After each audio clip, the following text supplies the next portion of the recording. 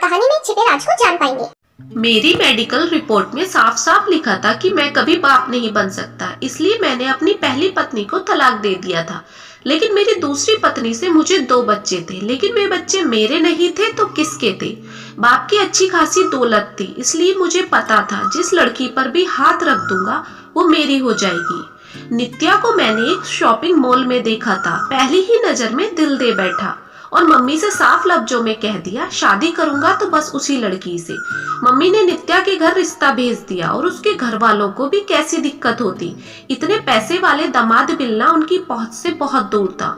नित्या मेरे घर मेरी दुल्हन बन के आ गई। उसकी मोटी मोटी आंखें, रस भरे होठ, गठीला शरीर, मानो अप्सरा लोक से परी मेरे आंगन में उतरी हो। इतनी सुंदर बीवी पाकर मैं फूला नहीं समा रहा था।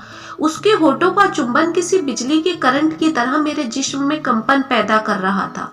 वह बिस्तर पर भी पूरा साथ दे रही थी। यही तो चाहिए एक पति को कि उसकी पत्नी बिस्तर पर एक एक पल को एंजॉय करे। नित्या माँ का भी बहुत ख्याल रखती। वक्त गुजरता चला जा रहा था। माँ को पोते पोतियों की चाह बढ़ती जा रही थी। माँ ने एक दिन साफ लफ्जों में कह दिया, तुम्हें जिंदगी जीनी है तो जियो, मुझे एक पोता दे दो, मैं अपने आप पाल लूंगी। पर माँ से कैसे कहें, लाख कोशिशों के बाद भी नित्या को गर्भ नहीं ठहर रहा था। एक दिन नित्या और मैं डॉक्टर के पास गए। डॉक्टर ने अपनी सभी जरूरी जांच करी, जिसकी रिपोर्ट ने मुझे पूरी तरह तोड़ दिया। लेकिन मैंने नित्या को कभी नहीं बताया उस रिपोर्ट के बारे में और सारा दोष उसके सर मंड दिया। समाज में मेरी नाक जो कट जाती। उनका बेटा नामर्द है। रिपोर्ट की सुनने के बाद माँ को नित्या एक आंख न भाती। आखिरकार माँ ने मेरा और नित्या का तलाक करा दिया। कितनी रोई थी वो घर से जाते वक्त, पर मेरे जैसा खुदगर्ज आदमी एक बार उसे गले न लगा पाया। उसकी तरफ कितनी उंगलियां उठी, पर मैंने एक बार न कहा कि इसका जिम्मेदार मैं हूँ। 2 महीने के अंदर ही माँ ने मेरी दूसरी शादी तय कर दी। इस बार माँ ने बहुत कम उम्र की लड़की देखी थी। 19 साल की शालू मेरी दुल्हन बनकर मेरे घर आ गई। मुझे कहीं भी खुशी नहीं थी, क्योंकि मुझे पता था इस शादी का अंजाम भी वही होगा जो मेरी पहली शादी का हुआ है। सालू नित्या जितनी खूबसूरत नहीं थी और ना ही बिस्तर की गतिविधियों में ज्यादा आनंद लेती थी। वह तो बस खाना और सोना जानती थी। मेरी उससे नित्या जितनी कभी नहीं पटी। मैं रह रह के नित्या को याद करता। जब बच्चे होने ही नहीं थे तो मुझे नित्या जैसी लड़की का साथ चाहिए था। मैं पछता रहा था अपनी गलतियों पर, लेकिन किसी से कुछ नहीं कह सकता था। एक दिन मैं सोकर उठा तो माँ के पैर जमीन पर नहीं थे। उन्हें जाने क्या मिल गया था।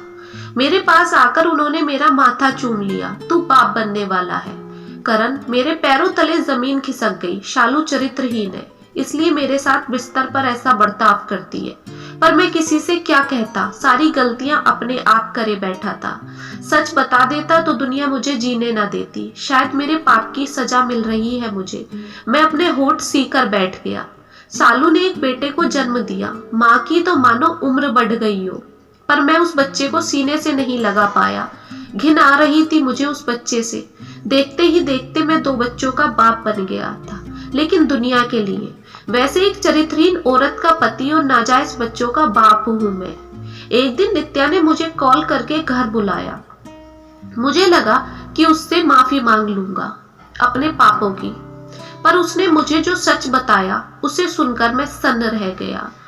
मुझे माफ कर दो करण। नहीं नहीं, माफी तो मुझे तुमसे मांगनी चाहिए। नहीं, मैं तुम्हारी गुनहगार हूँ। तुमसे तलाक के बाद मैंने अभिराज से शादी कर ली।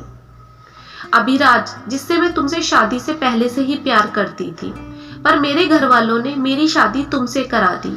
मैं कभी नहीं चाहती थी कि मैं तुम्हारे बच्चों की माँ बनूं, इसलिए मैं गर्भ निरोधक गोलियां खाती रही। डॉक्टर से तुम्हारी रिपोर्ट मैंने ही नेगेटिव कराई थी, ताकि तुम्हारी बदनामी हो सके। मुझे माफ कर दो करण। शादी के इतने साल भी मुझे कोई बच्चा नहीं है। शायद तुम माफ कर दो तो भगवान मुझे बच्चा दे दे। नहीं नित्या, मैं तुम्हें कभी माफ नहीं कर सकता। तुम्हारी वजह से इतने साल कितने बोझ में रहा हूं मैं।